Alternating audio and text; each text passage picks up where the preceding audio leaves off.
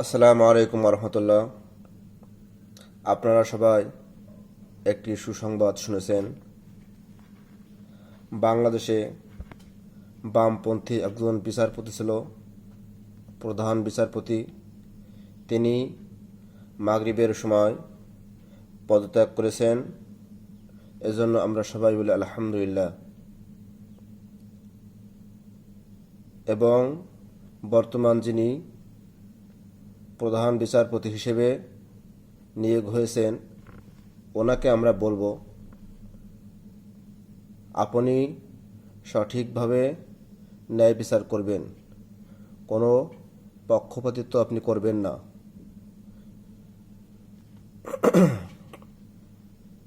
এই জন্য আমি সমস্ত ছাত্র সমাজকে বলতে চাই, আপনারা যেখানেই অপরাধ দেখবেন সেখানেই আপনারা প্রতিবাদ গড়ে তুলবেন। বাংলাদেশে অন্যায়ের কোনো আশ্রয় চলবে না, অপরাধীদের কোনো স্থান থাকবে না। বাংলাদেশ গড়তে হবে দুর্নীতিমুক্ত বাংলাদেশ। নারায়ে তাকবীর, আল্লাহু আকবার।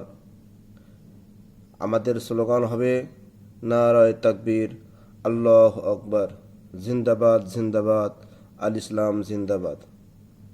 আর একটি বিষয়, ছাত্র আন্দোলনের ছাত্রদেরকে আমি বলতেছি, আপনারা কোনো প্রকারের এমন কোনো কাজ করবেন না যাতে করে দেশ এবং দেশের জনগণের এবং আপনাদের বদনাম হয়। এদিকে আপনারা বিশেষ দৃষ্টি রাখবেন। আসসালামু আলাইকুম ওয়া রাহমাতুল্লাহ।